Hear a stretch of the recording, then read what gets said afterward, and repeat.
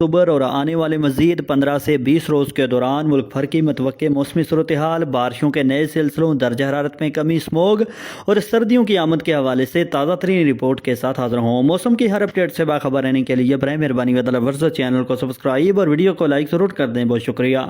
ناظرین۔ پچھلے 24 گھنٹوں کے دوران 12 اکتوبر کے روز یعنی آنے والے مزید 24 گھنٹوں کے دوران شمال مشرقی پنجاب، لاہور، ناروال، سیالکوٹ، گوجرانوالا، گجرات ڈویژنز، خطہ پٹھوار، اٹک، جہلم، چکوال، مری، راولپنڈی، اسلام آباد اور ملحقہ علاقوں میں صرف کہیں کہیں گرج چمک اور تیز ہواؤں کے ساتھ مزید بارش اور بعض مقامات پر موسلادھار بارش اور ژالہ باری کا امکان بھی ہے،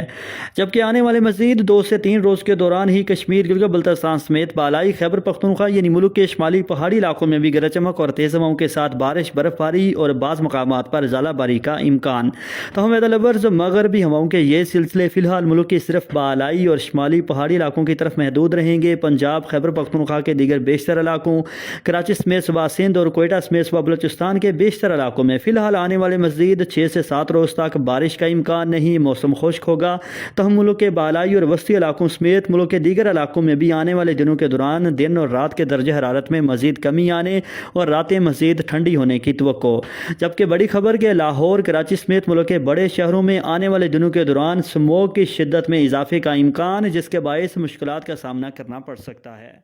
کے ساتھ مزید بارش اور بعض مقامات پر موسلادھار بارش اور ژالہ باری کا امکان بھی ہے،